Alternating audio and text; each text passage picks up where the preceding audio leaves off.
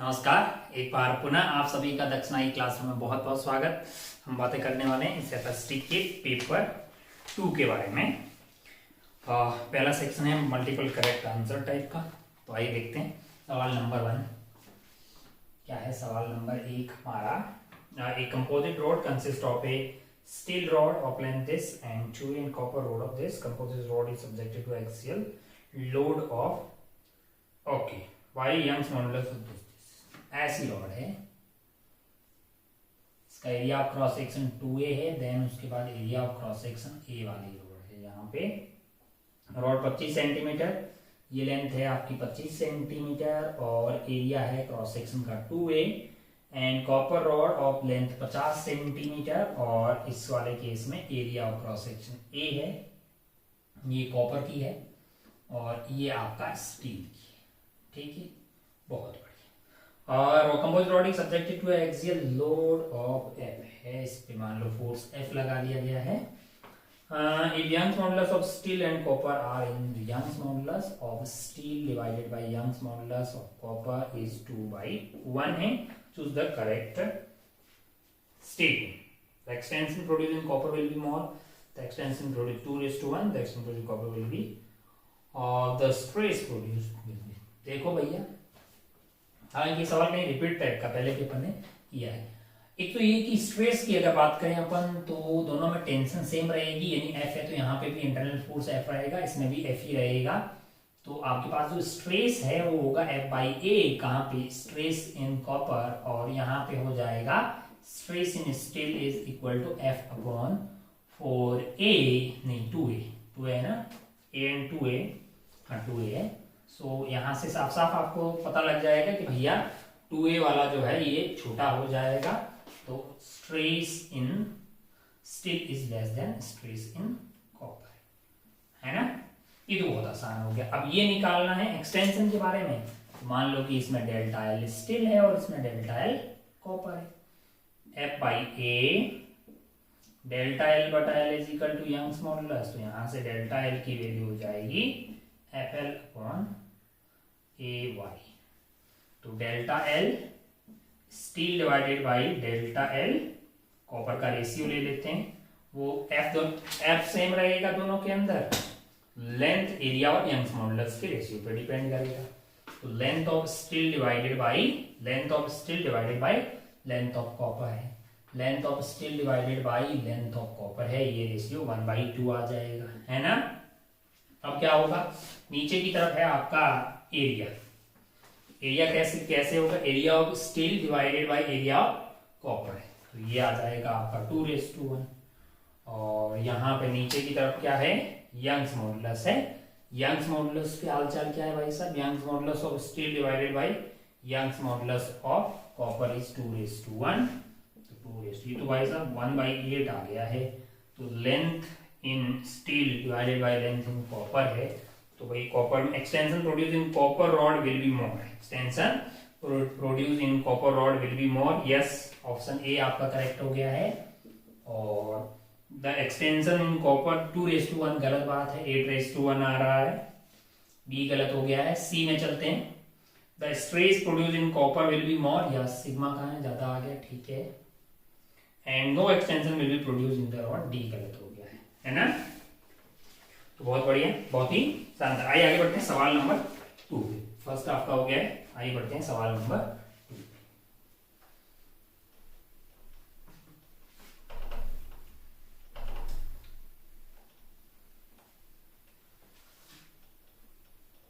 ध्यान से देखिए,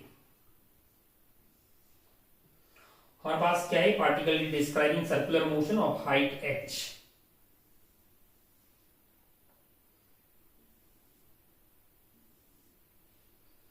ये एंगल आपके लिए क्या है, ये अल्फा है और यहाँ पे सर्कुलर मोशन कर रहा है। ये वाली हाइट आपके लिए कितनी दी हुई है, h दी हुई है। और मान लीजिए कि ये जो पार्टिकल सर्कुलर मोशन कर रहा है, रेडियस इसका r है, मास इसका m मान लेते हैं, और ये ओमेगा से घूम रहा है। ओमेगा कितना है, ओमेगा है।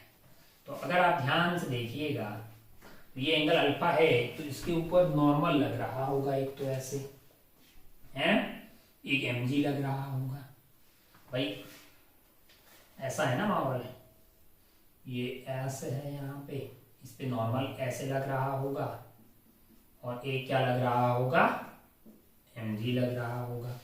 और ये वाला इसका क्या है, r रेडियस है, और ये वाली हाइट क्या है, h है, और ये वाला एंगल क्या है, अल्फा है। ये 90 है, ये 90 माइनस अल्फा, तो ये वाला अल्फा हो जाएगा, है कि नहीं यार। अच्छा भाई बहुत बढ़िया, बहुत खूबसूरत। ओ हो। अब आप n के दो कंपोनेंट कर दीजिए, एक हॉरिजॉन्टल कंपोनेंट और एक वर्टिकल कंपोनेंट। n का वर्टिकल वाला कंपोनेंट होगा n sin theta, that is equal to mg, that is equal to mg, है ना। और जो हॉरिजॉन्टल वाला कंपोनेंट आएगा वो आ जाएगा आपका थीटा नहीं अल्फा है, n cos alpha, that is equal to m omega square r है। तो इन दोनों का रेशियो आप ले लीजिएगा, तो tan alpha is equal to g upon omega square r आ गया है ना। तो अगर आप ध्यान से देखिए तो आपको अपने को टाइम पीरियड के बारे में बातें की गई है। टाइम पीरियड क्या होगा हमारे लिए, टाइम पीरियड हो जाएगा 2 pi by omega, 2 pi by omega, है कि नहीं है। तो time period is directly proportional to 1 by omega, या फिर ऐसे अपन बात करें तो T square is directly proportional to 1 by omega square. और यहां से 1 बाई ओमेगा स्क्वायर की वैल्यू क्या आ जाएगी, ये directly proportional to 1 by omega square, और यहां से ओमेगा स्क्वायर की वैल्यू 1 बाई ओमेगा स्क्वायर की वैल्यू क्या आ जाएगी, R tan alpha by G is equal to 1 by omega square. तो T square is directly proportional to R tan alpha by G, है ना। मतलब क्या हो जाएगा, आर tan अल्फा के डायरेक्टली प्रोपोर्शनल है ना। और r अगर आप ध्यान से देखिएगा, ये हाइट h है, तो tan अल्फा की अगर बात करें अपन, तो tan अल्फा अपने पास क्या हो जाएगा, tan alpha is basically r by h, r by h है। तो अगर आप ध्यान से देखिए तो r को आप क्या कर सकते हैं, r तो आपने माना है ना, r को आप लिख सकते हैं h tan अल्फा। तो t square is directly proportional to h tan square alpha, है ना। t is directly proportional to root of h tan square alpha आ जाएगा। तो यहां से आप देखिएगा the period of revolution of the particle is more for greater h keeping alpha same. Alpha same रखेंगे तो भैया जितना ज्यादा h ज्यादा होगा उतना ही t ज्यादा होगा, यहां से पता लग रहा है। तो a आपका करेक्ट हो जाएगा। ऑप्शन बी देखिए, इज लेस फॉर, मतलब जब a सही हो गया तो b गलत हो जाएगा, है ना, उसका जस्ट उल्टा बोल रहा है। सी में बोल रहा है is more for alpha keeping h constant, h को सेम रखोगे अल्फा बढ़ाओगे तो tan अल्फा बढ़ेगा, है ना, तो ज्यादा आएगा बिल्कुल। Is less for greater alpha keeping h same है, h सेम रखोगे बढ़ाओगे भाई लेस कैसे आएगा, ज्यादा आएगा। सी गलत हो गया तो डी, सी सही हो गया तो डी अपने ऑटोमेटिक गलत हो गया। आइए आगे बढ़ते हैं अगले सवाल पे, जो कि थर्ड है। ये आसान सवाल था बहुत ही।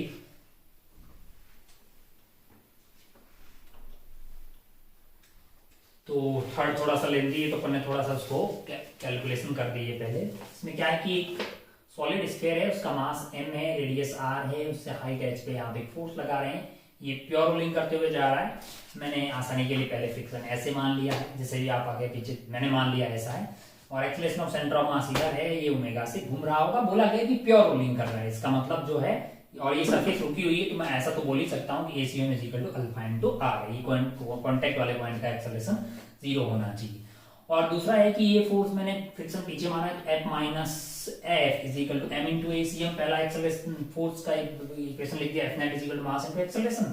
फिर टॉर्क का इक्वेशन लिखेंगे तो इसका टॉर्क उसका टॉर्क दोनों का ऐड हो रहा है, I अल्फा लिख दिया और अल्फा को ACM डिवाइडेड बाय r लिख दिया। अब ये इक्वेशन नंबर 1 और इक्वेशन नंबर 3 को सॉल्व करने करके मैंने निकाला क्या है, मैंने ACM निकाला है ना। ये तो निकाल ही सकते हैं। अरे भाई equation number first and equation number 3 को सॉल्व कर दीजिए। अरे f की वैल्यू को मैंने यहाँ से f की वैल्यू आ गई f minus M into f minus M को पुट कर दिया, ACM आ गया। अब जो h है वो कहां से कहां तक वेरी कर रहा है, अगर आप ध्यान से देखें वो आपका 0 से लेके r तक वेरी कर रहा है, 0 से लेके r तक वेरी कर रहा है। जितना ज्यादा आप h रखिएगा उतना ही आपके लिए h बाई r की वैल्यू ज्यादा होगी, तो acceleration of centre of mass maximum मिलेगी। तो h की वैल्यू अगर आप r रख दे मैक्सिमम, तो ये r बाई r मतलब ये 1 हो जाएगा, 2 into 5f upon 7m into 2 करेंगे, ये आपको मैक्सिमम पॉसिबल एक्सेलरेशन जो है इस वाले स्फीयर की मिलेगी, और ये प्योर रोलिंग भी कर रहा होगा। अगर आप इसी एक्सेलरेशन को यहां पे रख के देखिए, 10f अपॉन 7m, तो m से m उड़ जाएगा, ये 10/7f है, यानी कि ये फ्रिक्शन कौन सी डायरेक्शन में रहा होगा, इधर की तरफ नहीं है। फ्रिक्शन रियलिटी में है किस डायरेक्शन में, इस डायरेक्शन में है फ्रिक्शन, और ये जो F प्लस F है वो आपको क्या दे रहा है, मैक्सिमम एक्सेलरेशन दे रहा है। क्या दे रहा है, मैक्सिमम एक्सेलरेशन दे रहा है, मैक्सिमम एक्सेलरेशन दे रहा है। जब ये a मैक्स होगा, जब ये a मैक्स होगा, तभी ये भी तो मैक्स रहा होगा ना, क्योंकि ये रियलिटी में उधर की तरफ है। क्या है, उधर की तरफ है, और मतलब ये F खुद ही नेगेटिव है ना, क्योंकि हमने ऐसे माना, लेकिन है वो इधर। अरे भाई m इंटू a, जब ये F से बड़ा आ रहा है, इसका मतलब F नेगेटिव हुआ ना यार। तो F का मैग्नीट्यूड की अगर बात करें, स्मॉल f के मैग्नीट्यूड की बात करें, तो वो वैल्यू हो जाएगी capital A minus m into A CUM max. अगर आपको मैक्स चाहिए तो क्या चाहिए, आपको मैक्स चाहिए। f आगे लग रहा है, f माइनस m इंटू ए CUM मैक्स की वैल्यू कितनी है, 10f upon 7m, 10x f minus. तो अगर आप ध्यान से देखिए, तो ये वैल्यू आ रही है आपके पास, मैग्नीट्यूड की बात करें तो 3f डिवाइडेड बाई 7 आ जाएगा, 3f डिवाइडेड बाई 7 आ जाएगा, जो कि आपको कहां दिखाई देगा, magnitude of maximum possible friction acting on this, मतलब जो है मतलब एमसीयू ने क्या करें, इसमें से इसको घटाना था, वैसे मैग्नीट्यूड चाहिए, तो ये घट गया भाई साहब, ये वैल्यू कितनी आ गई, 3f by 7, 10f, 3f by 7, जो कि आपको ऑप्शन कौन सा दिखाई दे रहा है, सी में दिखाई दे रहा है। तो अगर आप ध्यान से देखिएगा, maximum possible acceleration of sphere is f by m, करना है मैक्सिमम पॉसिबल एक्सेलरेशन, तो भैया ये h पे डिपेंड करे, जितना ज्यादा आप h ऊपर h इक्वल टू r रख दीजिए।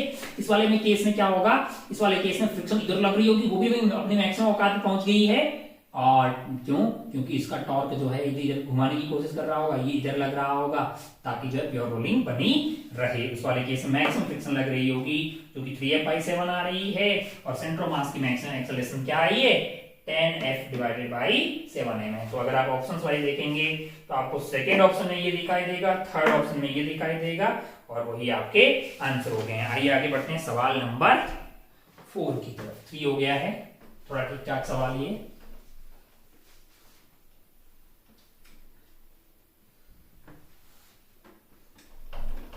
चलिए बढ़ते हैं नेक्स्ट क्वेश्चन, जो कि है अपना सवाल नंबर 4।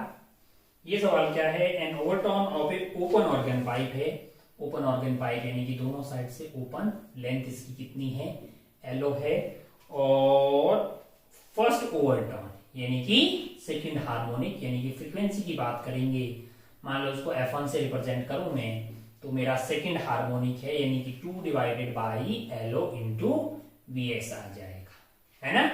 और सिमिलरली अगर अपन बात करें, अगला सवाल आगे बात करें, first overtone of close organ pipe is this, the beat frequency and first overtone of close organ pipe. ये कौन सा ऑर्गन पाइप है, ओपन है, और ये क्लोज है, इसकी लेंथ LC बोल देते हैं। इसमें कौन सा ओवरटर्न है, फर्स्ट ओवरटर्न है, फर्स्ट ओवरटर्न मतलब थर्ड हार्मोनिक है ना। तो इसमें फ्रीक्वेंसी मान लो F2 आ गई, इसमें ऑड हार्मोनिक आता है ना, तो 3 डिवाइडेड बाई 4 लेंथ ऑफ ये इंटू VS, ये आपको जनरली याद होता है ना, n की वैल्यू तो डालनी पड़ती है, फॉर्मूला अगर याद हो तो। अब आप ध्यान से देखो, तो आपको ये बोला कि भैया इनमें बीट फ्रीक्वेंसी कितनी आ रही है, 10 आ रही है, तो F1 माइनस F2 या F2 माइनस F1, मतलब ये प्लस माइनस 10 होना चाहिए, है ना। ये इंफॉर्मेशन आपको सवाल दी। Fundamental frequency of closed organ pipe is 110, closed organ pipe ये हो गया, उसकी फंडामेंटल फ्रीक्वेंसी आपको क्या दी हुई है, वो होगी 1 अपॉन, सॉरी सेकेंड हार्मोनिक था तो यहाँ पे लेंथ तो 2 रहेगी, ये 2 है, 1 upon 2L, 1 upon 2 length of organ pipe into VS है, ये फंडामेंटल फ्रीक्वेंसी।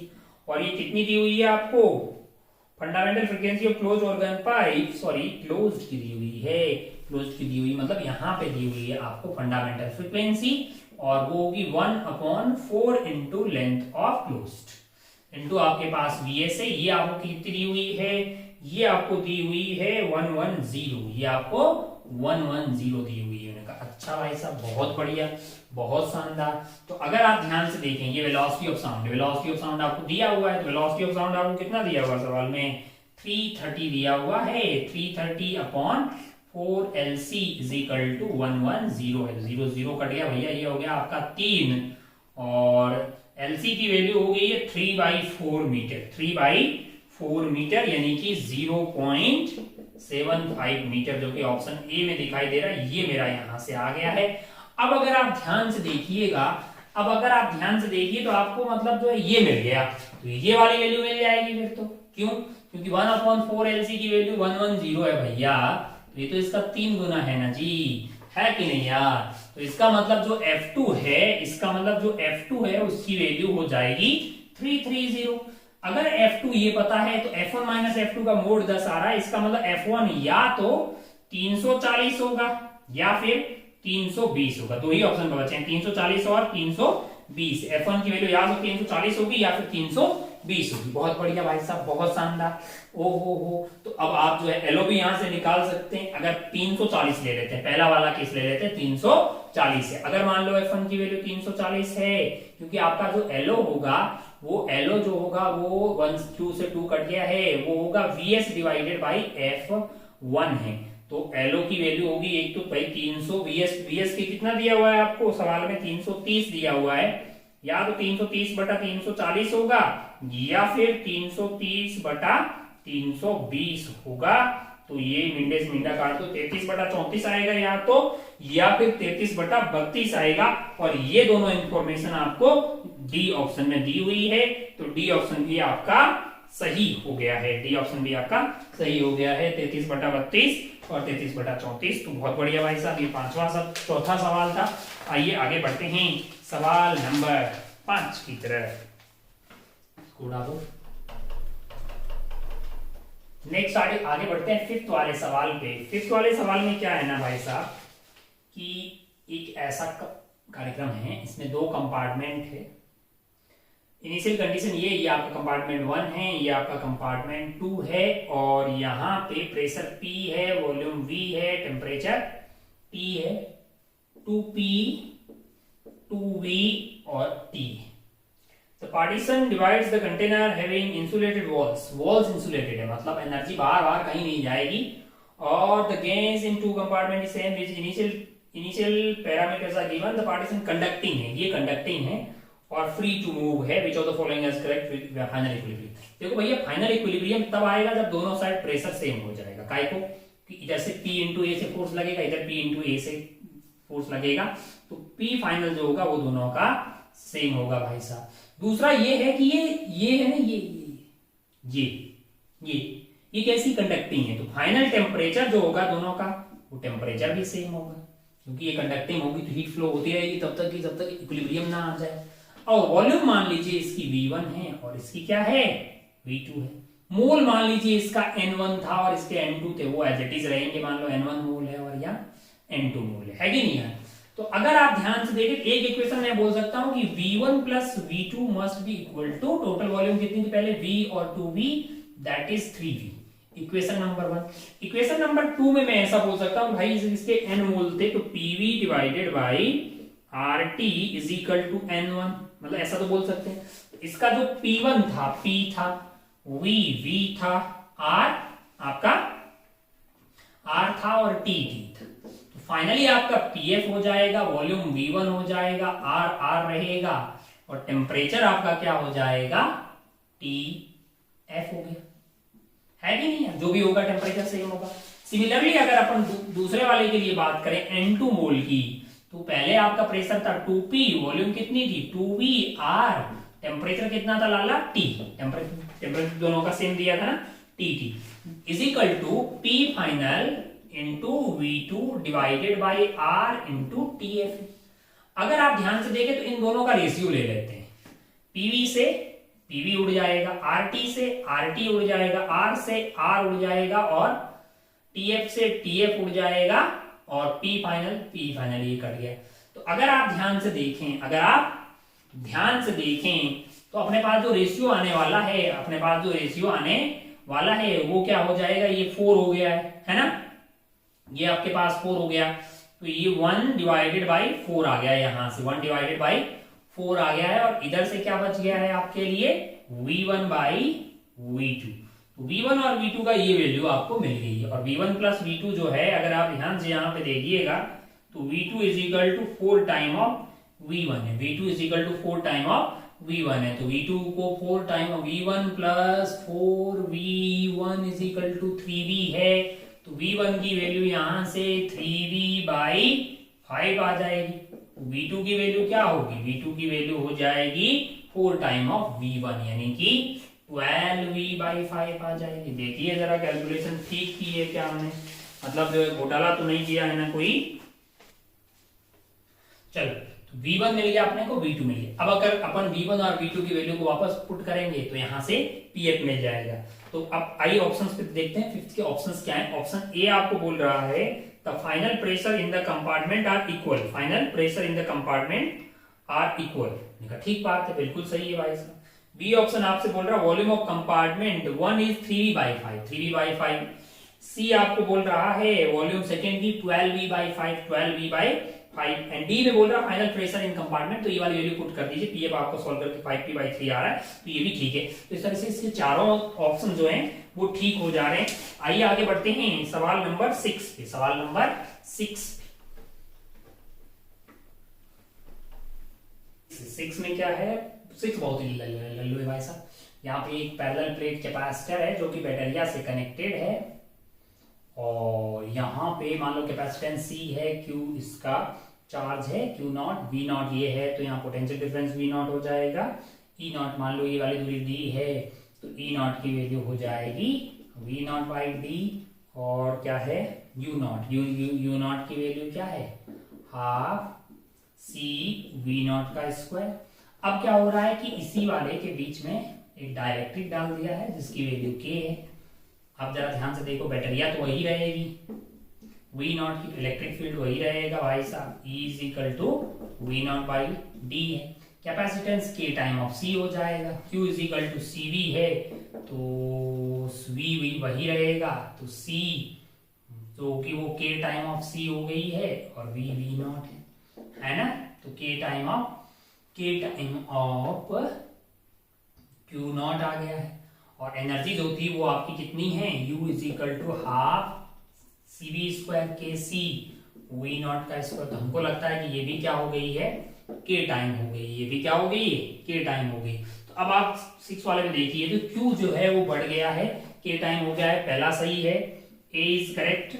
B पे देखिए, B में है V is greater then V not, potential same रहेगा भैया, V तो वही रहेगा, इलेक्ट्रिक फील्ड भी वही रहेगा, और डी में क्या है U बढ़ गया है, U आपका K टाइम हो गया है, B गलत, C गलत, D करेक्ट।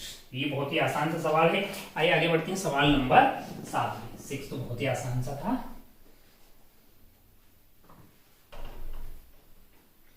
देखिए जरा सवाल नंबर 7 क्या है।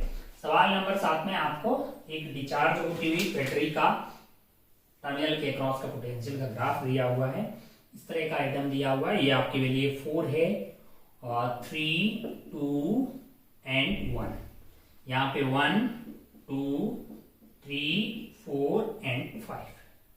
यहाँ पे है आपके पास I एम्पियर, और इधर की तरफ है आपके पास वोल्ट है, VOLT है ना।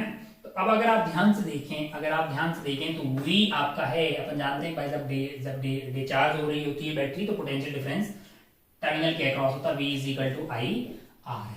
तो अगर आप ध्यान से देखें, जब I की वैल्यू 0 थी,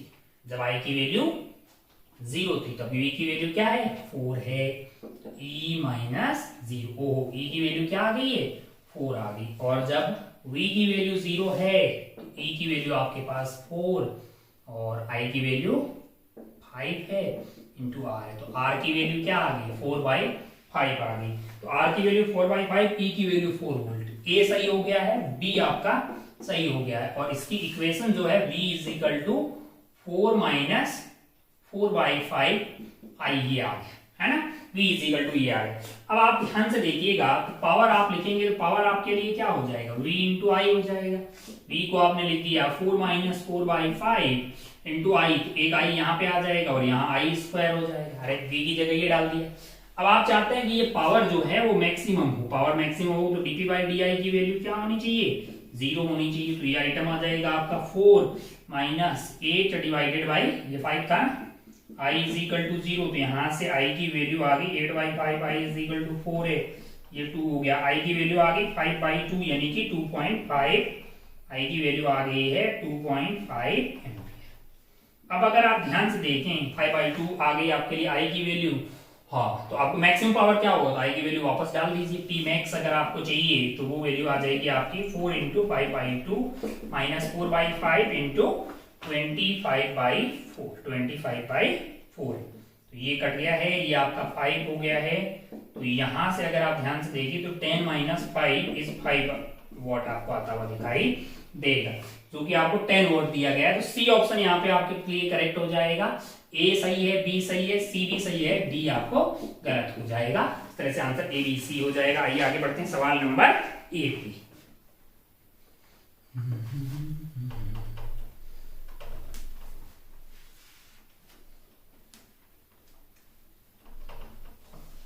क्या है सवाल नंबर 8, जरा ध्यान से देखिए। सवाल नंबर 8, सवाल नंबर 8 जो है वो आपको p इज इक्वल टू ऐसा दिया हुआ है 2 under root of 7r minus r by 5g। ठीक है, अगर आप ध्यान से देखिएगा तो यहां से t square is equal to आ जाएगा 4 square is equal to 7r minus r divided by 5g, है ना। बहुत बढ़िया, बहुत ही शानदार। ओहो। अब अगर आप अच्छा जी जो भी निकाल देंगे, पहले आप इन सवाल को पढ़िएगा। सवाल को पढ़ेंगे, यहाँ पे कैपिटल वैल्यू की आर की वैल्यू दी है और स्मॉल आर की वैल्यू आपको 60 प्लस माइनस ये दी हुई है। कैपिटल आर की 60 प्लस माइनस 1 mm है और स्मॉल आर की आपको दी हुई है 10 प्लस माइनस 1 mm, है ना। तो डेल्टा आर बटा आर से ये पहला ऑप्शन तो तुरंत निकल जाएगा, परसेंटेज 1/10 इंटू 100। इसमें तो 10% है भाई साहब। The error in measurement of R is 10%। Option A correct हो गया है। ऑप्शन बी में बोल रहा है error in measurement of T is, error in measurement of T निकालने के लिए पहले ये चाहिए होगा अपना डेल्टा आर माइनस आर। अगर आप डेल्टा आर माइनस आर की बात करेंगे तो वो तो भाई साहब दोनों सब्ट्रैक्ट हो रहे हैं, delta R plus delta R हो जाएगा। डेल्टा आर आपको कितना दिया हुआ है, आर आपका 60 प्लस 1 mm है, ये भी प्लस 1 mm है, ये 2 आ जाएगा। परसेंटेज चाहिए तो 2 divided by R minus R की वैल्यू क्या है, आर की वैल्यू आपको दी की कितनी गई है, वो है आपकी 60 प्लस माइनस 1 mm, है ना। तो अगर आप ध्यान से देखिएगा तो भाई अगर परसेंटेज चाहिए तो आप क्या करेंगे, डेल्टा आर माइनस आर को डिवाइड कर देंगे आर माइनस आर से। ये तो आपका delta R plus delta R हो गया divided by R minus R. इसकी वैल्यू तो 2 आ गई और आर माइनस आर की वैल्यू 50 आ गई, इंटू 100 कर दीजिए तो ये वैल्यू 4% आ गई। ये वैल्यू आपको 4C ऑप्शन में दिखाई देगा। तो ए आपका सही हो गया है, ए बी सी डी, ए सही सी से। अब आपको क्या चाहिए, जी और टी के बीच में बातें करनी है। तो टी की अगर आप इंफॉर्मेशन देखेंगे तो टाइम पीरियड जो है वो आपको 1 2 3 4 वैल्यू दी गई, तो टी पहले निकालना होगा। टी की वैल्यू आपको कितनी दी हुई है, वो है 0.52 plus 0.56 plus 0.57 plus 0.54 plus 0.59, 1 2 3 4 5 value बटा 5 करेंगे। तो ये वैल्यू सॉल्व करने पे जो आ रही है इन पांचों से, ये वैल्यू आ रही है आपकी अप्रोक्सीमेटली 0.0556। अगर 2 सिग्निफिकेंट फिगर में चाहिए तो 0.56 सेकेंड, है ना। अब अगर आप ध्यान से देखें तो ये आपको मतलब रीडिंग दी तो हम ऐसे निकालते हैं एवरेज रीडिंग, फिर आप अपन निकालते हैं क्या, एब्सोल्यूट एरर। एब्सोल्यूट एरर यानी कि जो T1 है उसको इसमें से घटाएंगे तो डेल्टा T1 आ जाएगा, डेल्टा T2 आ जाएगा, फिर सबका एवरेज लेंगे तो मीन एब्सोल्यूट एरर मिल जाएगी। वही आपका T प्लस, भाई आपका आंसर तो आ जाएगा capital T plus minus delta T ना, तो डेल्टा T यहीं से मिलेगा। तो अब आपको क्या करना है, डेल्टा T निकालने के लिए हमें क्या करना होगा, मैंने कहा हमें सिग्मा लेना है किनका, जो आपका T आया है T माइनस जो भी आपकी T की वैल्यू दी हुई है, T1 T2 T3 तो भी T आई है ना, उनको लेके डिवाइड बाई 5 करना होगा, डिवाइड बाई 5 करना होगा, क्योंकि आई की वैल्यू आपकी 1 से लेके 5 तक जा रही है। जब ये वैल्यू कर रहे हैं ना तो इसकी वैल्यू आ रही है 0.04 plus 0.0 plus 0.01 plus 0.02 plus 0.03 divided by 5।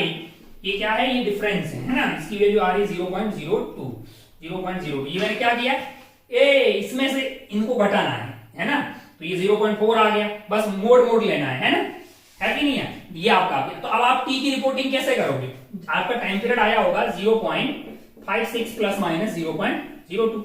अब इसमें एरर होगी आपकी 0.02 डिवाइडेड बाई 0.56 इंटू 100, है कि नहीं है। 2 divided by 56, 0.02 divided by 0.56 into 100 कर रहे हैं, तो ये वैल्यू आ रही है 3.57%, जो कि आपको ऑप्शन कौन से वाले में दिखाई दे रही है 3.57%, यानी कि बी ऑप्शन भी यहाँ पे ठीक हो जाता है। अब अगर आपको चाहिए जी, तो अगर आपको जी चाहिए ना तो इस जी को इधर ले आइए, टी स्क्वायर को यहां ले आइए, बाकी ये सबको कांस्टेंट है 4 पाई स्क्वायर, इनसे कोई फर्क पड़ने वाला नहीं है। तो अगर आप मुझे जी चाहिए होगा तो मैं क्या करूंगा, मतलब जी तो ऐसे ही वैल्यू रख दूंगा, और मुझे जब डेल्टा जी डिवाइडेड बाई जी चाहिए होगा तो वो वैल्यू मेरे लिए कि कितनी हो जाएगी, ये सब कांस्टेंट गोली मारिए, delta R minus R divided by R minus R आ जाएगा, और twice of delta T by T. ये वैल्यू पता है, ये वैल्यू पता है, तो आपको परसेंटेज ऑफ जी में भी परसेंटेज पता लग जाएगा, है ना। जी में परसेंटेज एरर कितनी, मैंने कहा 200 कर दीजिए, ये तो अपन निकाल चुके हैं कितना आया है, ये तो 4% आ गया था, प्लस 2 इंटू ये आपका कितना आ गया 3.57 है, तो 6 और कुछ आ जाएगा, मतलब 4 और ये 8 और 4 11 के आसपास कुछ आएगा, हाँ 0.01 अराउंड मोटा मोटा जो है ये वैल्यू आ रही है आपके लिए 0.01, यानी कि 11%। कितनी आ रही, 11%, है कि नहीं। अच्छा भाई साहब, बहुत बढ़िया, बहुत ही शानदार।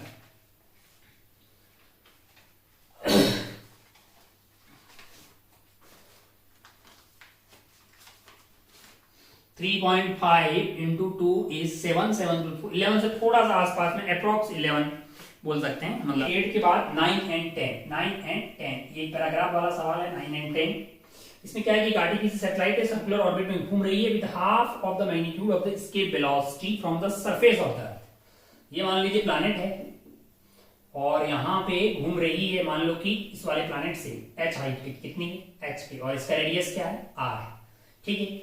और इसकी वेलोसिटी जो है v ऑर्बिटल अपन जानते हैं कि भाई gm डिवाइडेड बाई r आती है, r यहाँ पे क्या होती है, दूरी होती है, तो वो आपका हो जाएगा मतलब स्मॉल r जो कि हो जाए सेंटर से दूरी होती है, तो वो gm divided by r plus मतलब radius of earth plus height मान लीजिए h, इतना आ जाएगा। और ये है basically v escape divided by 2, कौन सी स्केप, सरफेस की, जो कि आती है अंडर रूट ऑफ 2gr, इसका बटा 2, यानी कि ये वैल्यू आपके लिए रूट gr बाई 2 है, रूट gr बाई 2 है। अब अगर आप ध्यान से देखिएगा, तो मैं क्या कर रहा हूं, अरे भाई इसको डिवाइड बाई 2 करके तो आ गया ना। अब मैं क्या कर रहा हूं कि मैं मान लो यहाँ पे r स्क्वायर से मल्टीप्लाई करके, यहाँ पे r स्क्वायर से मल्टीप्लाई कर देते हैं, तो ये आइटम तो अपना g बन गया, तो यहां से G R square divided by R plus H is equal to under root of G R by 2। तो ठीक है भाई साहब, G R square is equal divided by R plus H is equal to G R by 2 है। जी से जी cut गया, एक are से एक आर कट गया, 2r is equal to R plus H. H की वैल्यू अपने लिए क्या आ गई, आर के बराबर, R is the radius of Earth है, जो कि 6400 किलोमीटर, 6400 किलोमीटर। तो आपके लिए जो 9th वाला सवाल है उसका आंसर बी आ गया, 9th वाले का बी आ गया, कि वो हाइट कितनी है वो बताना है। तो बहुत ही लल्लू पल्लू था, आपको इसके वेलोसिटी पता होती तो बस ये कर लेते, जस्ट फॉर्मूले में रखना ही। If the satellite is stops suddenly and in it orbit and allowed to fall freely on the earth, the speed with which it will hit the surface of earth. अगर इसको यहां से रिलीज कर दिया, इसको सैटेलाइट को यहां से, इसकी इनिशियल रफ्तार अपने को पता है कितनी है, इतनी है, और वो यहां से मतलब रिलीज कर दोगे तो क्या होगा, भागेगी ऐसे, यहां आ जाएगी, है ना। अरे आगे नहीं है, इनिशियल स्पीड मतलब इतनी थी लेकिन रोक के उसको रिलीज कर दिया, मतलब हाइट आपको आर के बराबर है यहां से, तो यहां आते आते उसकी रफ्तार कितनी होगी, अब तो कर लेंगे क्या, ui plus ki is equal to u final plus k final, है कि नहीं है। ui इसकी क्या थी, minus of G M M, minus of G capital M small M divided by फासला कितना था भैया, आर और आर, 2r। अरे हाइट तो आर ही के बराबर आ गई ना, ये आ गया। प्लस काइनेटिक एनर्जी क्या थी, 0 थी। बाद में आएगा तो कितना हो जाएगा, मैंने कहा GMM, सरफेस पे आ जाओगे तो दूरी आर ही रहेगी, काइनेटिक एनर्जी हो जाएगी हाफ mv²। तो m से काट दीजिए, यहाँ पे आपके पास जो है वैल्यू आ रही होगी GMM divided by R minus GM divided by 2r is equal to क्या आ गया आपके पास, हाफ v²। तो half v² is equal to GM by 2r। ये कट गया भाई साहब, v की वैल्यू आ जाएगी under root of GM by R, under root of GM by R, under root of GM by R. इनका बहुत बढ़िया, बहुत शानदार। अगर आप यहाँ पे आर और यहाँ आर मल्टीप्लाई कर दोगे तो ये तो आपका जी बन गया, रूट GR आ जाएगी, क्योंकि ऑप्शन में इसी फॉर्मेट में दिया हुआ है। तो रूट GR आपका ऑप्शन ए है, तो 10th वाले का आंसर ए हो जाएगा। बाकी मैंने कुछ नहीं किया है, मैकेनिकल एनर्जी का कंजर्वेशन किया है। इस तरह से ये 10th वाला सवाल आपका यहाँ पे हो गया है। आइए आगे बढ़ते हैं सवाल नंबर 11 एंड 12 पे। भी एक पैराग्राफ बेस्ड सवाल है।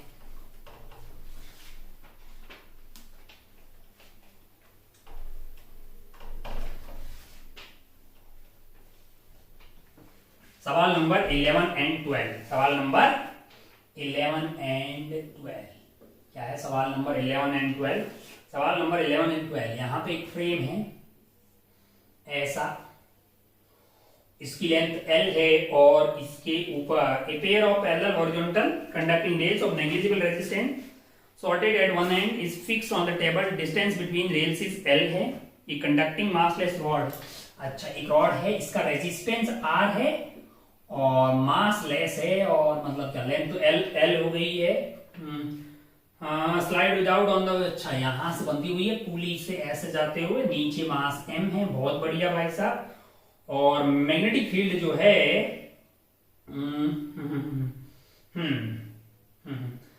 ठीक है, तो mass M constant magnetic field exist perpendicular to the table. Magnetic field का ऐसा है, ठीक है भाई साहब, बहुत बढ़िया। तो होगा क्या, जरा ध्यान से देखें, इस पे mg लग रहा होगा और ये इधर भागने लग जाएगी, धीरे धीरे भागते भागते मान लो इसकी स्पीड v हो गई है, तो ये आइटम भी इधर v से आ रहा होगा, तो इसके दो टर्मिनल के क्रॉस पोटेंशियल डिफरेंस पैदा हो जाएगा। क्या हो जाएगा, पोटेंशियल डिफरेंस पैदा हो जाएगा। कितना हो जाएगा भाई साहब, v क्रॉस b, b अंदर की तरफ है, v cross b, v b l, यहाँ पे ये ऐसा हो जाएगा v b l, v b l है। तो इसमें एक करंट बहने लग जाएगा इधर की तरफ, क्या क्या बहने लग जाएगा, करंट बहने लग जाएगा। I की वैल्यू क्या होगी, मैंने कहा VBL डिवाइडेड बाई R, इतना बहने लग जाएगा। तो ये जो करंट है वो इसमें ऐसे जा रहा होगा, फोर्स लगेगा ILB, फोर्स लगेगा ILB, पीछे की तरफ एक फोर्स लगने लग जाएगा F is equal to ILB, और इधर नीचे क्या लग रहा होगा, mg लग रहा होगा, है ना, है कि नहीं यार। तो इसकी एक्सेलरेशन जो होगी वो ये डिसाइड करेगा, mg minus ILB, mg minus ILB is equal to mass into acceleration. तो अगर आप ध्यान से देखिएगा, एक्सेलरेशन चाहिए होगी तो वो g upon ILB divided by m आ जाएगी, g minus ILB, ILB I की वैल्यू क्या है, v BL divided by r, तो v BL divided by r into L into b, L square b square बटा आपके पास क्या आ जाएगा, हाँ I की वैल्यू की ये होगी बटा आपके पास है m, है ना। I की वैल्यू डाल दी मैंने, VBL divided by R, B square L square divided by M हो गया। तो अगर आप ध्यान से देखें तो ये आपकी इस तरह से एक्सेलरेशन वेरी कर रही होगी, धीरे धीरे धीरे धीरे क्या हो रहा होगा, जैसे जैसे वेलोसिटी बढ़ रही होगी एक्सेलरेशन कम हो रही होगी। तो अब अपन सवाल पे आ जाते हैं, मतलब जो है बेसिक की मुद्दे की बात ये, एक टाइम ऐसा होगा कि फिर ये सारी वैल्यू g के बराबर होगी तो एक्सेलरेशन क्या हो जाएगी, 0 हो जाएगी, तब वो कांस्टेंट रफ्तार से जाएगा और उसको अपन प्यार से क्या बोल रहे हैं, terminal velocity. If the system is released, 11th वाला पढ़िएगा, if the system is released from the rest, choose the correct option. Acceleration of mass is independent after release is acceleration of mass immediate after the release is z. Yes, just आपके पास v की value क्या होगी, 0, तो g के बराबर जाएगी। मैंने कहा हाँ भाई ये तो सही है, just after release मतलब v 0 होगा तो एक्सेलरेशन g के बराबर। Acceleration of mass decrease with the time, या v बढ़ेगा तो डिक्रीज होगी, सही बात है भाई साहब, बी में भी सही बात है। सी में देखिए, force on the rod due to B is velocity dependent, force wise आप कितना आ रहा, ILB आ रहा था ना यार, ILB, तो ये वाला तो वेलोसिटी पे डिपेंडेंट ही तो है, हाँ बिल्कुल वेलोसिटी पे डिपेंडेंट है। D option terminal velocity of mass, terminal तब आएगी जब चाचा ये एक्सेलरेशन का हो जाए 0। अगर ये 0 हो जाएगा तो g must be equal to v terminal b square L square upon r m है। तो यहां से v टर्मिनल आपके लिए क्या आ जाएगा m g r divided by b square L square, m g r divided by b square L square. ये भी ऑप्शन सही है। इस तरह से आपका a b c d सब काम हो गया है, यानी सारे ही ऑप्शन करेक्ट हो गए 11th वाले। अब अपन चलते हैं 12th वाले पे। 12th वाले में क्या इंफॉर्मेशन है जरा ध्यान से देखिए। 12th वाले में when the velocity of rod is half of the terminal velocity, अच्छा तब एक्सेलरेशन क्या होगी। मैंने कहा ठीक है भाई, इसमें अपन क्या करते हैं एक्सेलरेशन निकालते हैं। g माइनस vt को क्या डालना है, इसका आधा डालना है, तो डाल देते हैं vt की जगह mgr b आधा यानी b स्क्वायर एल स्क्वायर बटा 2 कर दिए इनटू क्या है भाई साहब b square L square M R. ये सब कहां डाल रहे हैं, इसमें डाल रहे हैं v की जगह vt बाई 2 है ना। तो ध्यान से देखिए b square L square b square L square m से mr कट गया, ओ g बाई 2 आ गया, g minus g by 2 is g by 2। Acceleration is g by 2। Option A is correct, 12वें का option A is correct. Less than b, अब जब b हो गया g बाई 2 हो गया तो लेस देन g बाई 2 कैसे होगा, b गलत हो गया। c में क्या है, अब आप ध्यान से देखिए ये वाले मास m की पोटेंशियल एनर्जी कम हो रही है। वो पोटेंशियल एनर्जी क्या क्या कर रही है पता है, वो पोटेंशियल एनर्जी जो है वो पोटेंशियल एनर्जी, इसमें पोटेंशियल एनर्जी कम होने की वजह से यहां पे क्या हो रहा है, इस वाले की काइनेटिक एनर्जी भी तो बढ़ रही है। जो पोटेंशियल एनर्जी मास m की कम हो रही है वो क्या कर रहा है, काइनेटिक एनर्जी बढ़ा रहा है। किसकी, इसकी बढ़ा रहा है। ये वाले रॉड की काइनेटिक एनर्जी, मतलब रॉड का मास लेस है तो ठीक है, इसकी खुद की काइनेटिक एनर्जी बढ़ा रहा है। और क्या कर रहा है, मैंने कहा यहाँ हीट लॉस भी तो हो रहा होगा, प्लस हीट लॉस। तो अगर आप ध्यान से देखिएगा तो loss of potential energy block is greater than the heat loss. मैंने कहा heat loss plus kinetic energy gain is equal to loss in potential energy. तो भाई इक्वल नहीं होगा, जितनी एनर्जी पोटेंशियल एनर्जी कम हुई होगी वो kinetic energy plus heat loss दोनों का सम होगा, तो हीट लॉस से तो ज्यादा ही होगा, है ना। Loss in potential energy is greater than the heat loss, yes heat loss plus kinetic energy attend, है ना। तो ऑप्शन आपका सी गलत हो जाएगा, डी आपके लिए आंसर आ जाएगा। तो आंसर होगा ए एंड डी। इस तरह से आपके जो पैराग्राफ हैं 9 से 9, 10 और 11, 12 वाले सवाल वो यहाँ पे क्लियर हो गए, मतलब खत्म हो गए। अब अपने को बढ़ना है न्यूमेरिकल वैल्यू बेस्ड सेक्शन 3 जो है, इसमें अपने पास 13 से 18 यानी कि 5 सवाल है। आइए आगे बढ़ते हैं।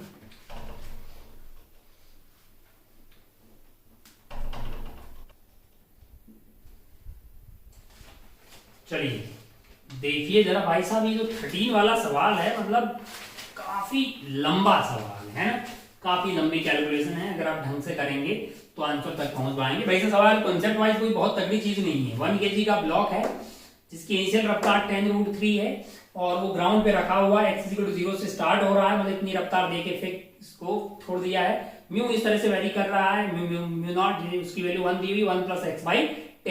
हमने मान लिया कि किसी भी टाइम पे इसकी रफ्तार v होगी। आपको फ्रिक्शन के मैक्सिमम पावर निकालनी, इंस्टेंटेनियस पावर F.v होती है। F हमेशा पीछे लग रहा, v उधर है, तो और F की वैल्यू म्यू mg होगी, इंटू v कर देंगे तो ये वैल्यू आपकी मतलब जो है ये निकली। अब आप ध्यान से देखें तो यहाँ ये तो x का फंक्शन आ ही गया है, v को भी x के फंक्शन में लाना है।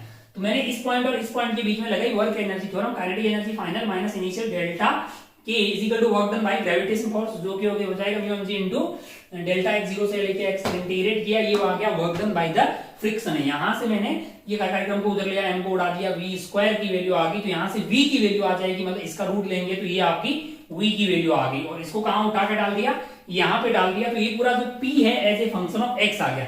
हम लोग चाहते हैं भैया ये पावर क्या हो, मैक्सिमम हो, तो हमने क्या किया dp/dx को 0 किया, म्यू नॉट की वैल्यू को 1 डालने का, v नॉट की वैल्यू को 10√3 डालने का और मास को 1 डालने का। जब सोल्व कर रहे तो आगे जाके ऐसी एक क्वाड्रेटिक बनती हुई दिखाई देगी, और इसको अगर आप सोल्व करेंगे तो x की वैल्यू पॉजिटिव होनी चाहिए, क्योंकि हम इधर की तरफ x = 0 से इधर की तरफ जा रहे हैं। सोल्व करने पे x की वैल्यू आ रही है 10 × √2 - 1। खूब सारा कैलकुलेशन है, मतलब एक हिसाब से आपको अगर टाइम मिले तो लास्ट में इसको करना चाहिए, वरना छोड़ दे तो भी अच्छा रहता। ये आपका ये वैल्यू आ गया। फिर इसी वैल्यू को उठा के अगर आप ऊपर वाले इक्वेशन में डालेंगे तब आपको क्या मिलने वाली है, मैक्सिमम पावर वहां पे मिल जाएगी। और वो सॉल्व करके 200 आ रही है यानी 200 आ रही है, तो इस सवाल का आंसर जो है वो 200 आप निकाल लेते। इतनी सारी कैलकुलेशन अगर आप सही से एग्जाम में कर लेते। मतलब ये थोड़ा सा लेंथी कैलकुलेशन वाला सवाल था 13 वाला। बाकी 14, 15, 16, 17 और 18 आसान है और उसमें कोई वो ऐसी हैवी कैलकुलेशन नहीं है। तो उम्मीद है कि वो आपने बहुत अच्छे से कर लिए होंगे। आइए आगे बढ़ते हैं 13 के बाद 14 वाले सवाल देखते हैं। सवाल नंबर 14। सवाल नंबर 14 में क्या है ना कि अपने पास एक यूनिफॉर्म सिलेंडर है, उसका क्रॉस सेक्शन एरिया ए है और वो जो जिस तपेले में डाला हुआ उसका क्रॉस सेक्शन एरिया 4a है। और इसकी जो लेंथ है सिलेंडर की वो आपको दी हुई है, length is equal to 80 centimetre. और वो फ्लोट कर रहा है जिसमें 90% जो पार्ट है वो इसका डूबा हुआ है, यानी कि ये ऊपर का कार्यक्रम सिर्फ 10% है, यानी ये l/10 है। और ये आपकी 9l/10 जो है वो लेंथ आपकी डूबी हुई है। अब आप ध्यान से देखिएगा तो भैया इसको क्या करवाना चाह रहे हैं, सिंपल हार्मोनिक मोशन करवाना चाह रहे हैं। ऐसे खूब सवाल आपने किए होंगे। अगर आप इसको पिचकाएंगे, मान लो x से नीचे लेंगे, भाई टाइम पीरियड निकालने के लिए पिचकाना पड़ेगा ना, तो ये जो लेवल है वो ऊपर की तरफ भाग जाएगा, पानी का लेवल। मान लीजिए क्योंकि इसका एरिया नेग्लिजिबल नहीं है, क्योंकि इसका एरिया नेग्लिजिबल नहीं है, ये एरिया ए जो है वो 4a के कंपेयर में नेग्लिजिबल नहीं है क्योंकि 25% है। तो भैया मान लो कि ये ऊपर की तरफ x डैश चला गया, जो भी है, मतलब इसको x मान लो, इसको y मान लो। तो यहां से वॉल्यूम नीचे की तरफ कितनी आई है, a into X, that must be equal to ये वाला एरिया की कितना हो जाएगा 4a माइनस a, यानी कि 3a इंटू एक्स डैश। तो एक्स डैश की वैल्यू होगी x/3। तो ये जो अपन ने x नीचे खींचा, x को अपन ने यहां से नीचे खींच लिया, ये डूबा कितना होगा, डूबा होगा आपका x प्लस x/3 यानी कि 4x/3। और हम चाहते हैं भैया कि वो पूरा नहीं डूबे, यानी ये वाली value less than equal to just maximum l/10 हो सकती है। क्यों? क्योंकि जैसे ही अगर ये पूरा डूब गया उसके बाद बायनेंसी फोर्स कांस्टेंट हो जाएगा और वो सिंपल हार्मोनिक मोशन वापस कर ही नहीं सकता। कांस्टेंट फोर्स हुआ तो फिर सिंपल हार्मोनिक मोशन कैसे हो सकती है, यानी वो f equal to minus kx के फॉर्मेट में रहना ही चाहिए। इसके बाद पूरा नहीं डूबना चाहिए, जस्ट मैक्सिमम वो l/10 हो सकता है यहाँ पे। तो आपसे क्या पूछा गया भैया कि maximum possible value of x पूछा है। x की मैक्सिमम पॉसिबल वैल्यू की बात करेंगे तो वो 3l/4 इंटू 10 आ जाएगी, जो कि 3/40 इंटू l की वैल्यू आपको सवाल में 8 दिया हुआ है। तो 8 × 40, ये आपका आ गया है 30.6 14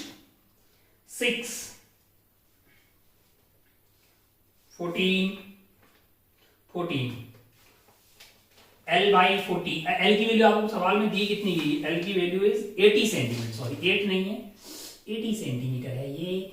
अगर 80 है तो ये यहाँ पे आ जाएगा, इंटू 10 आ जाएगा 6 सेंटीमीटर। क्या आ जाएगा 6 सेंटीमीटर। 6 सेंटीमीटर इसका आंसर होगा। 6 सेंटीमीटर से भी ज्यादा अगर आप दबा करो फिर पूरा डूब जाएगा।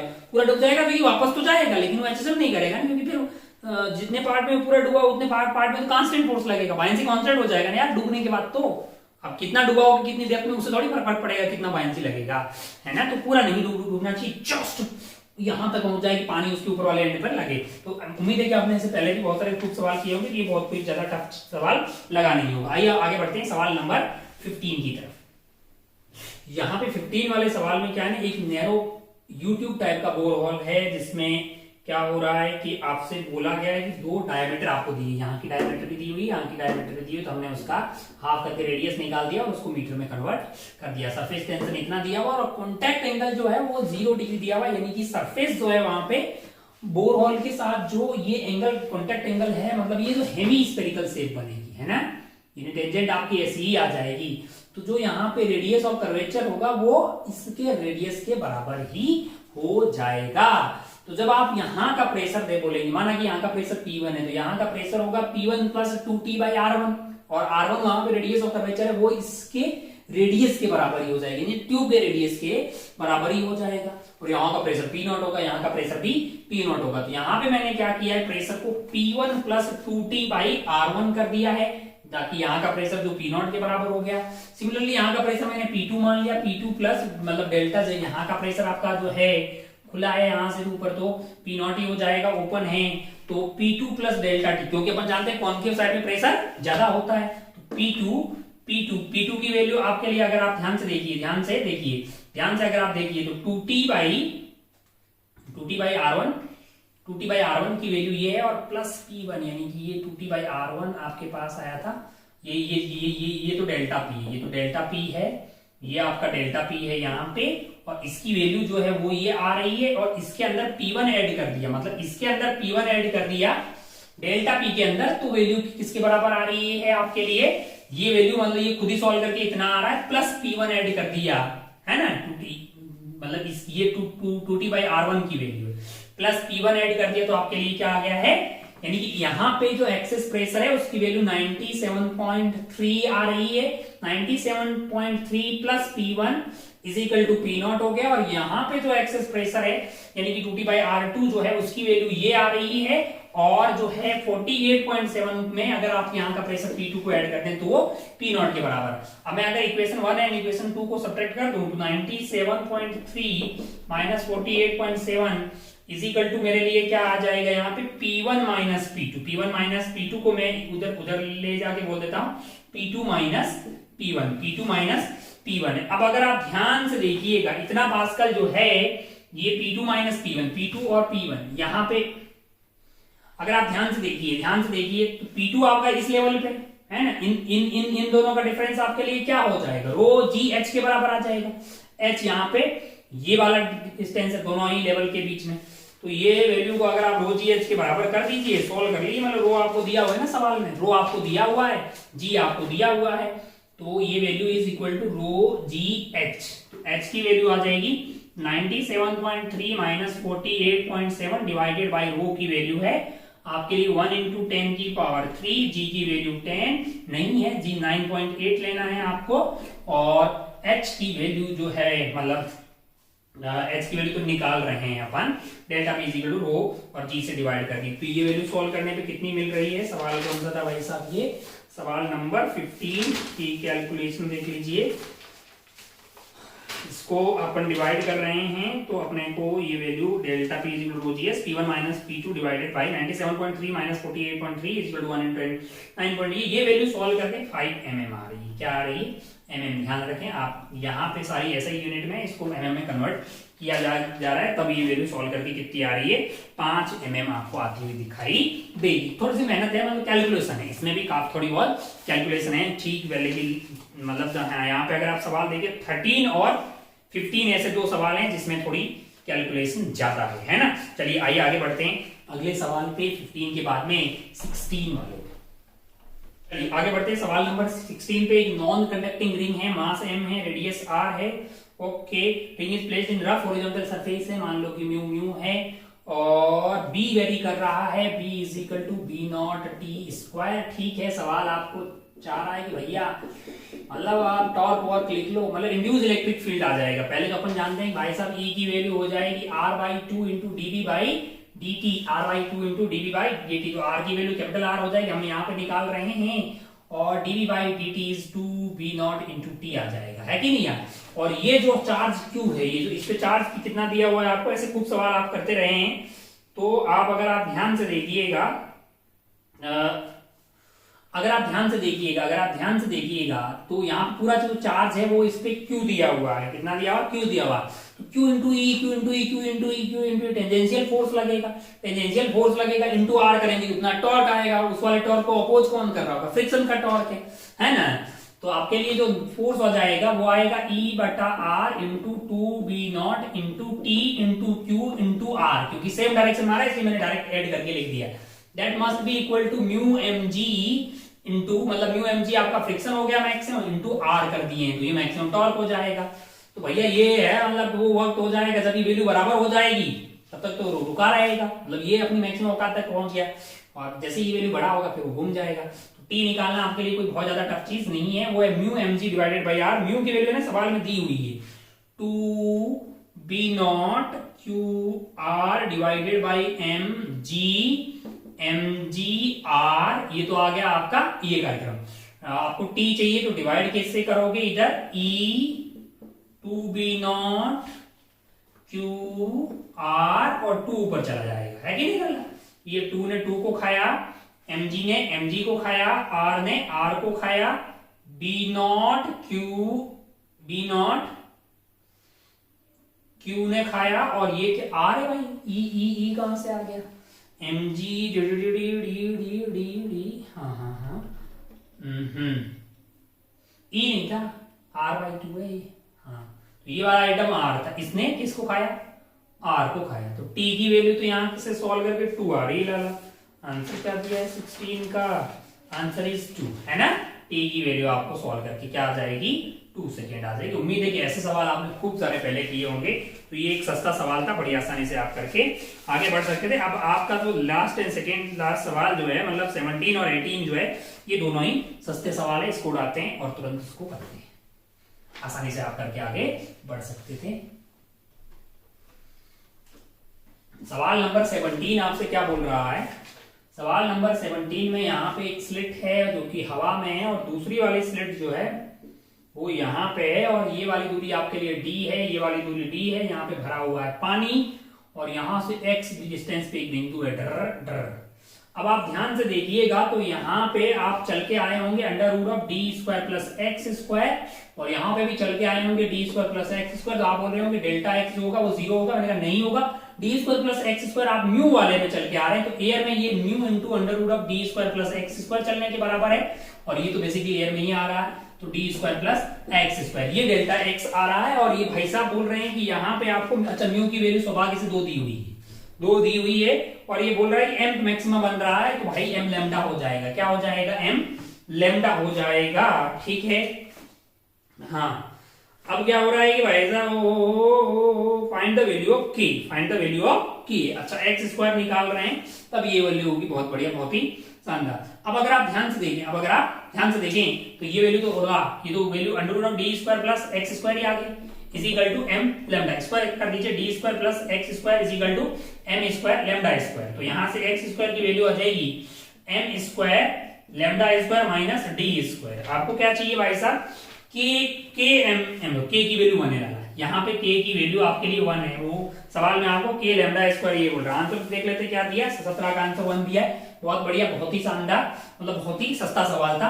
अगर आप √d² + x² यहाँ चल रहे हैं, किसमें 2 रिफ्रैक्टिव इंडेक्स वाले में, तो एयर में वो उसके म्यू इंटू टी चलने के बराबर है। अगर आप टी चलते हैं स्लैब के अंदर, तो एयर में म्यू इंटू टी के बराबर, तो यहाँ इतना चल रही है, ये इतना चला, तो डिफरेंस इतना आ गया। अब वो बोल रहा है मैक्सिमम m लैम्डा कर दिया हमने, इसमें कोई लास्ट वाली बात नहीं। आइए बढ़ते हैं लास्ट एंड फाइनल सवाल 18 वाले सवाल पे, देखिए जरा क्या है सवाल नंबर 18।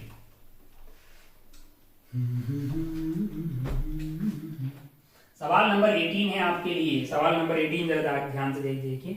एक कोयल है, एक कैपेसिटर एंड एसी सोर्स, एक कोयल, एक capacitor and AC source of RMS voltage. अच्छा, कोयल का मतलब आपका इंडक्टर है और रेजिस्टर है, एल हो गया, आर हो गया, कैपेसिटर के साथ लगे हुए हैं एसी सोर्स में, बहुत बढ़िया, जिसकी आरएमएस वैल्यू 24 वोल्ट है। बोल रहा भाई वेरिंग द फ्रीक्वेंसी है, मैक्सिमम आरएमएस करंट इतना आ रहा है। मैक्सिमम तभी आएगा भैया जब रेजोनेंस हो जाएगा, यानी आपके पास जेड मिनिमम आ जाएगा, वो आर के बराबर, यानी एक्सएल और एक्सी कैंसिल आउट कर देंगे, तब आपके पास करंट आएगा 24 डिवाइडेड बाई आर। और भाई साहब बोल रहे हैं कि वो 6 है, इसका मतलब आर वो है 24/6, यानी कि आर की वैल्यू 4 ओम आ गई। अब बोल रहे हैं कि यही वाली कोयल को अब क्या करें, if the coil is connected to a battery of EMF 12 volt and internal, मतलब ये वाली कोयल, मतलब ये इंडक्टर एल और आर वाला को एक बैटरिया से कनेक्ट कर रहे हैं, और बैटरिया के बारे में जानकारी आपको दे रहे हैं कि उसका जो है ईएमएफ की कितना है लल्ला, वो आपका 12 वोल्ट है, और उसका रेजिस्टेंस 4 ओम है, और ये भाई साहब का 4 ओम, और ये आपका एल था। तो अगर आप ध्यान से देखिए, current in the steady state में भाई साहब करंट पूछ रहे हैं। स्टेडी स्टेट मतलब वो वाला स्टेट जब इसमें इसका कोई रोल नहीं हो, मतलब ये प्लेन वायर की तरफ हो जाएगा इंफिनिटी पे, t = इंफिनिटी पे ये प्लेन वायर की तरफ ये करेगा। तो 4 and 4 आपका जो है 8 ओम का रेजिस्टेंस हो गया, तो करंट जो है वो आपका आ जाएगा 12 डिवाइडेड बाई 8, यानी कि 3/2, यानी कि 1.5 एम्पियर, 1.5 करंट ही पूछा है, क्या आई पूछा है। अगर आई पूछा होगा तो इसका आंसर हो जाएगा 1.50, यानी कि 1 मतलब 1.50 एम्पियर जो है ये आपका आंसर हो गया। बहुत बढ़िया, बहुत शानदार। कुछ सवाल ऐसे थे इन 18 में से जो कैलकुलेशन के पॉइंट ऑफ व्यू से देखे जाएं तो एग्जाम में मतलब भारी पड़ जाते हैं, क्योंकि अंडर द प्रेशर और लिमिटेड टाइम के अंदर इतनी सारी कैलकुलेशन करना थोड़ा सा डिफिकल्ट था। लेकिन हाँ, बीच बीच में ऐसे बहुत सारे सवाल थे जो कि बहुत ही सस्ते थे, तो आपको उनको ढूंढ के उनको पहले करना चाहिए था, और ऐसे डिफिकल्ट सवाल को फिर लास्ट में देखना चाहिए अगर टाइम बच जाए तो। सही स्ट्रेटजी अगर आप फॉलो करते हैं तो आप मैक्सिमम नंबर जो है पेपर में अटेंड मतलब प्राप्त कर सकते हैं। बाकी अपने आप को मोटिवेट रखिए और अगले टेस्ट में और अच्छा करने का ट्राई कीजिए। अपना और अपनों का खूब ख्याल रखिएगा। जय हिंद, जय भारत, टेक केयर, बाय।